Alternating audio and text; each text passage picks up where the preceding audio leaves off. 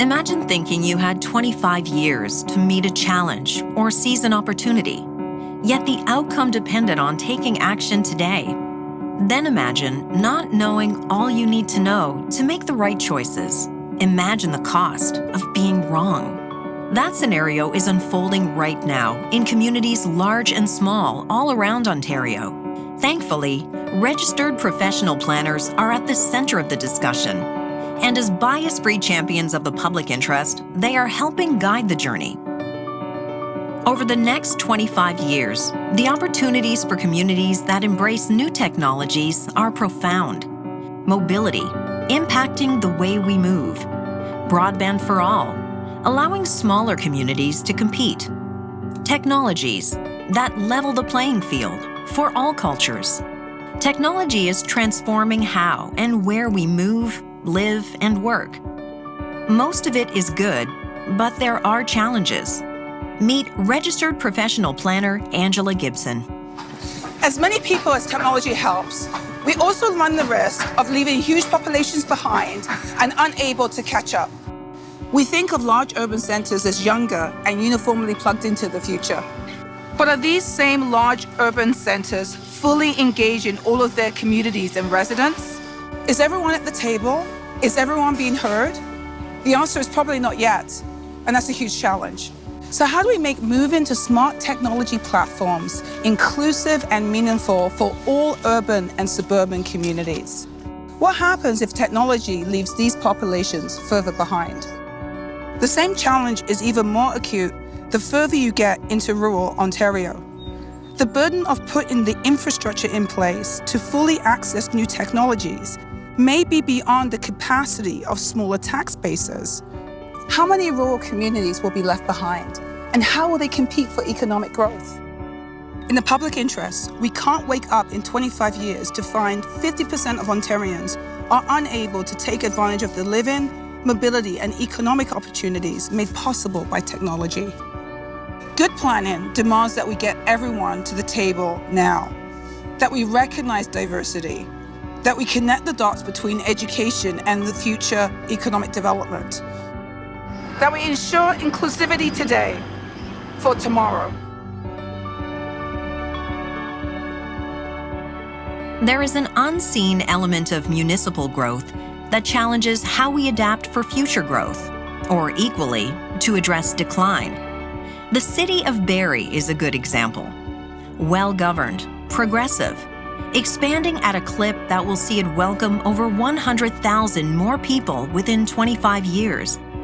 Growth waits for no one, and the rate of change, up or down, is accelerating.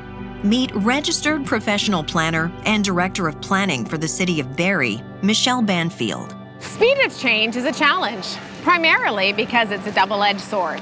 We know we have to shift from detached homes to gently and sensitively increasing density. We know we have to evolve for how people move around. But there are so many things we can't predict. What will employment look like for a city of 250,000 people 25 years from now? What will commuting look like? What zoning do we need to consider to remain open to change? And that's not the toughest part.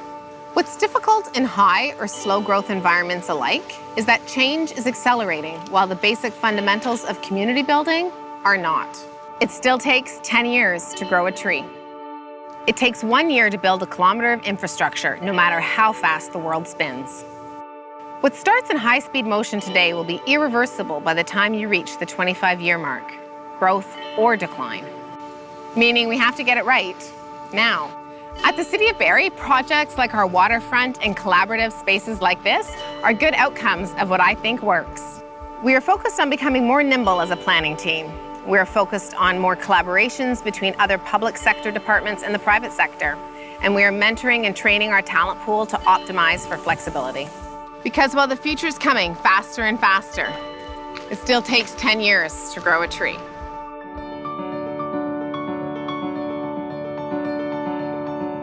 Temperatures will go up. Rain and snowfall patterns will become more extreme. Agricultural productivity will shift. Nature will migrate. Coping technologies will emerge, but not for everyone. Climate change is the challenge of our times, there will always be deniers, leaving the rest of us to address reality now, so our kids don't bear the entire burden. Meet University of Guelph professor Wayne Caldwell from the School of Environmental Design and Rural Development. If I told you that the productivity of Canadian farms was going to increase by upwards of 35% due to climate change, you'd probably say, wow, that's fantastic. But if I follow that with the fact that farm productivity in virtually all of the US South, Africa, South America, and Southeast Asia will decrease by 50%, does that change your lens? Climate change, it's inevitable, and it's unlikely that we can engineer our way out of it. What we can do is use the lens of good planning to address the impacts of climate change. We can align building codes to new realities, adapt housing policy, protect floodplains, and improve stormwater management. We can better plan for sustainable rural development. We can help elected officials be better informed, and we can help them stand up for the interests of a new generation.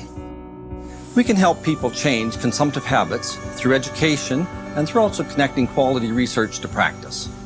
Planners are ideally suited to these roles. My students get it, my peers and my colleagues, they understand it. Planners blend good science and the public interest in an objective manner where the only bias is ensuring quality of life. Because while we can't stop climate change, we do have to live with it. And that we can plan for. Helping municipalities navigate change is typically a long-term planning and policy exercise until you have a pandemic. COVID-19 has forced accelerated change into our cities and towns like never before. It is testing our resilience. One Ontario community practices resiliency as a way of life. Collaboration happens naturally here, between mining and advanced science, between ecosystems and urban lights, or the rugged north and a diverse choice of cultures and lifestyles. Meet registered professional planner and former Greater Sudbury Director of Planning Services, Jason Farragon. The test of community resiliency is manifested in how you make choices, and in the case of COVID-19, how you make them very quickly. Working in departmental silos would slow the process. Not sharing priorities would reduce speed even further. In Greater Sudbury, the Building, Economic Development and Planning departments have been working collaboratively together for many years. While some of us are operationally separate, we are philosophically aligned, and we're fortunate to have an engaged mayor and council focused on economic vitality. COVID naturally diverted all resources to health early on. Community resiliency, however, depended on addressing economic issues that arose quickly as a result. For example, how would we accommodate the dramatic increase in home businesses and offices without changing the character of neighborhoods? Or enable business owner creativity in our arterial commercial areas. Or address the business owner succession challenge that accelerated overnight. The answers to these questions are coming quickly because this municipality works collaboratively. It's the opposite of silos, and that reduces friction in the process. We can adjust building and planning guidelines to reflect more people working from home. We can open up arterial development in a manner that is harmonized with downtown. We can ramp up entrepreneurial attraction by being more flexible and accessible. There are many types of municipal planning. In rapid growth markets, good planning can be used to build caution and control into the process. Where growth is a challenge, good planning enables it by increasing flexibility or reducing friction, as it were. Think of it as sandpaper. There are many types. Heavier grit introduces appropriate friction. Lighter grit simply smooths the edges. Equal access to technology, managing the speed of growth or decline, reducing the impact of climate change. You don't have to wait 25 years to see what happens. Professional planners are leading change now by informing good choices and inspiring the communities we serve.